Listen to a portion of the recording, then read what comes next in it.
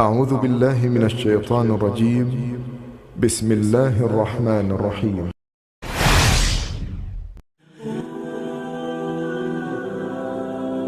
دن گزرتے رہے اور اسماعیل علیہ السلام بنو جرہم کے ماحول میں عمر کی منزلیں طے کرتے رہے اور وہ ہوش سنبھالنے کے قریب ہو گئے۔ ابراہیم علیہ السلام ہر سال ایک دو بار اپنے گھرانے کی دیکھ بھال کے لیے چکر لگاتے تھے۔ جب اسماعیل علیہ السلام نے ہوش سنبھالا تو ایک بار پھر ایک عظیم آزمائش کا وقت آ گیا۔ ہوا یوں کہ ایک مرتبہ ابراہیم علیہ السلام مکہ تشریف لائے۔ ایک جگہ آرام کے لیے بیٹھے کہ نیند کی وادی میں پہنچ گئے۔ نیند میں انہوں نے خواب دیکھا کہ اپنے لخت جگر کو اپنے ہاتھ سے ذبح کر رہے ہیں۔ ساتھ ہی آنکھ کھل گئی۔ ابراہیم علیہ السلام جانتے تھے کہ انبیاء کرام کے خواب حقیقت ہوتے ہیں، اللہ کی طرف سے وحی ہوتے ہیں، اور شیطان کسی صورت ان کے خواب میں نہیں آ سکتا۔ لہٰذا انہوں نے اس خواب کے مطابق عمل کرنے کا پختہ ارادہ کر لیا۔ کسی قسم کی پریشانی کا شکار نہ ہوئے۔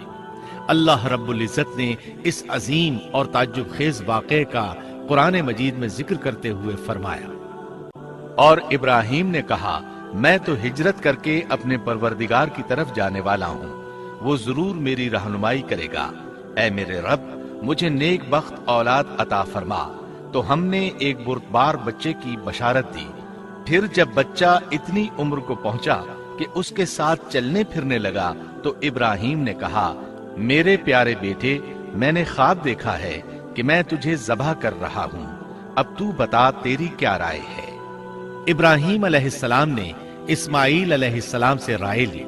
سبحان اللہ، انہوں نے جواب میں فرمایا اے ابا جان، آپ کو جو حکم ملا ہے کر گزریے۔ یہ نہیں کہا کہ مجھے تو حکم نہیں ہوا، بلکہ فوراً سر تسلیم خم کر دیا، اس لیے کہ وہ جانتے تھے انبیاء کا خواب حقیقت پر مبنی ہوتا ہے، اللہ کی وحی ہوتا ہے، اس لیے بالکل پریشانی ظاہر نہ کی۔ یہ تک نہ پوچھا مجھے کیوں ذبح کر رہے ہیں، یا میرا کیا جرم ہے، یا آپ کے پاس کون سا صریح حکم آیا ہے۔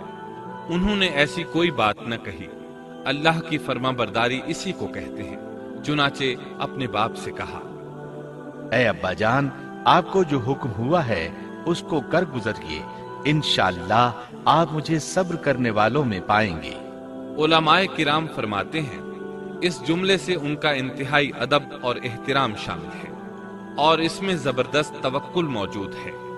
یہ نہیں کہا کہ آپ مجھے صبر کرنے والوں میں سے پائیں گے، بلکہ آپ نے اللہ کی مشیت کو جملے میں شامل کیا اور فرمایا انشاءاللہ آپ مجھے صبر کرنے والوں میں سے پائیں گے۔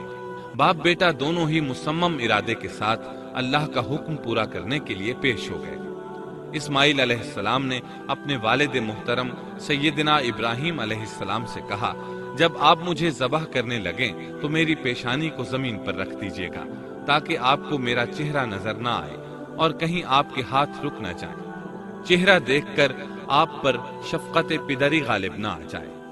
اب ابراہیم علیہ السلام نے بیٹے کی پیشانی پکڑ کر زمین پر لٹا دیا، جیسا کہ اللہ تعالیٰ نے فرمایا۔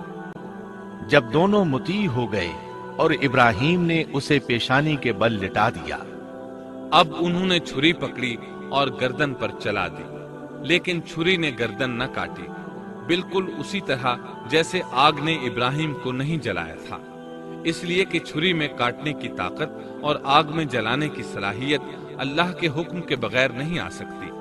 اللہ نے دونوں سے یہ طاقتیں سلب کر لی۔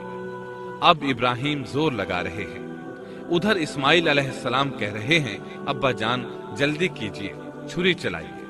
اللہ تعالیٰ نے اس واقعے کا ذکر یوں فرمایا ہے، جب وہ دونوں مطیع ہو گئے اور ابراہیم نے اسے پیشانی کے بل لٹا دیا۔ اس مطیع ہونے سے مراد اللہ کے حکم کو نافذ کرنا ہے۔ اب ظاہر ہے مطیع تو وہ پہلے بھی تھے، لیکن یہاں اسلما یعنی مطیع ہونے سے مراد کامل اسلام ہے، نہایت واضح اور حقیقی اسلام مراد ہے، اس لیے کہ کامل اسلام وہی ہوتا ہے جس میں بغیر کسی تردد اور توقف کے اللہ کے امر اور نہی کی تصدیق کی جائے، یہ تھا حقیقی اسلام۔ ہاں تو چھری چلتی رہی، گلا نہ کٹا، اس لیے کہ امتحان اور آزمائش کی تکمیل ہو چکی تھی۔ یہ بات ثابت ہو چکی تھی کہ اللہ کا حکم نافذ کرنے میں دونوں پوری طرح کوشاں ہیں۔ اللہ تعالیٰ بھی فرما برداری ہی کا صلہ عطا فرماتے ہیں۔ چنانچہ آواز آئی، ہم نے اسے پکارا، اے ابراہیم تو نے خواب کو سچ کر دکھایا، یقیناً ہم اسی طرح نیکوکاروں کو جزا دیا کرتے ہیں۔ یقیناً یہ ایک کھلی آزمائش تھی۔ تاریخ کا ایک عظیم ترین امتحان اور کڑی آزمائش دنیا کو آج بھی حیرت میں ڈال دیتی ہے۔ کون ہے جو بیٹے کو ذبح کرنے پر تیار ہو جائے، خاص طور پر اس صورت میں جب اولاد بھی اکلوتی ہو، جس کی وجہ سے 86 سال کے بعد آنگن میں بہار آئی ہو۔ پھر اس کی قربانی کا بھی واضح حکم نہیں دیا گیا تھا، اشارتاً خواب میں رہنمائی کی گئی تھی۔ آپ کہہ سکتے تھے یہ قتل اور سنگین جرم ہے، کہہ سکتے تھے اپنے بیٹے کو کس جرم میں قتل کرو، لیکن آپ نے بغیر کسی تعامل کے سر تسلیم خم کر دیا اور اس عظیم امتحان میں کامیاب ہوئے۔ اللہ فرماتے ہیں، اور ابراہیم وہ ہیں جنہوں نے وفاداری کی۔ اس آیت میں یہ نہیں بتایا گیا کہ کس چیز میں وفاداری کی، اس لیے کہ وہ تو ہر معاملے میں مکمل طور پر وفاداری کا مظاہرہ کر چکے تھے۔ آگ میں ڈالے جانے والا معاملہ، بیوی اور بچے کو لقودق میدان میں چھوڑ آنے کا معاملہ، پھر ذبح کا امتحان، تعمیر بیت اللہ کی مشقت، غرض ہر معاملے میں وفادار تھے، حتیٰ کہ اپنا مال اللہ کے راستے میں خرچ کرنے میں اس قدر وفادار کہ ابو زیفان کے لقب سے مشہور ہو گئے۔ اس کا معنی ہے مہمان نواز۔ کسی مہمان کو دسترخوان پر اپنے ساتھ بٹھائے بغیر ایک لقمہ نہیں کھاتے تھے، باہر نکلتے مہمان تلاش کرتے، پھر اس کے ساتھ مل کر کھانا کھاتے، مہمان نہ ملتا تو سخت غمگین ہو جاتے۔ اس طرح انہوں نے اللہ کے ہر حکم کی پاسداری کی۔ ذبح والے اس امتحان کا اللہ نے انہیں کیا صلہ دیا؟ اللہ فرماتے ہیں، ہم نے اسے عظیم ذبیحے کا بدلہ عطا کیا۔ ہاں تو ہم بتا رہے تھے، چھری نے گلا نہ کاٹا۔ ایسے میں ابراہیم علیہ السلام نے ایک آواز سنی، آواز پیچھے سے آئی تھی۔ انہوں نے مڑ کر دیکھا، جبریل علیہ السلام نظر آئے۔ وہ آسمان سے ایک مینڈھا لے کر آئے تھے، دنیا کے مینڈھوں میں سے نہیں بلکہ جنت کا مینڈھا لائے تھے۔ سیدنا عبداللہ بن عباس رضی اللہ عنہما سے روایت ہے کہ وہ مینڈھا جنت میں 40 سال تک چرتا رہا۔ سفید رنگ، کشادہ آنکھوں، خوبصورت سینگوں والا حسین و جمیل مینڈھا تھا۔ بہرحال یہ ابراہیم علیہ السلام کی وفاداری کا بدلہ تھا، جو اسماعیل علیہ السلام کے فدیے میں دیا گیا، اور پوری امت مسلمہ کے لیے حکم ہو گیا کہ اللہ کی رضا کے لیے قربانی اور ہدی پیش کرتے رہیں۔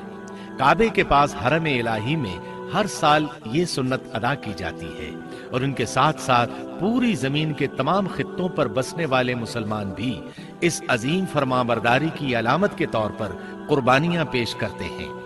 مینڈھے کے ذکر کا مطلب یہ ہے کہ ہم سنت ابراہیمی پر گامزن ہو جائیں۔ یہ مینڈھا ہمیں اللہ کے لیے قربانی کا سبق دیتا ہے۔ ہمیں چاہیے سنت ابراہیمی کی اقتداء کرتے ہوئے ہم اپنی جانوں، اپنی اولاد اور اپنے مالوں کو اللہ کی راہ میں قربان کرنے کے لیے تیار ہو جائیں۔ اللہ تعالیٰ فرماتے ہیں، اور ہم نے اسے عظیم ذبیحہ عطا کیا، اور ہم نے اس کا پچھلوں میں ذکر خیر چھوڑا، سلامتی ہو ابراہیم پر۔ اسی طرح ہی ہم نیکوکاروں کو جزا دیتے ہیں، یقیناً وہ ہمارے مخلص بندوں میں سے تھا۔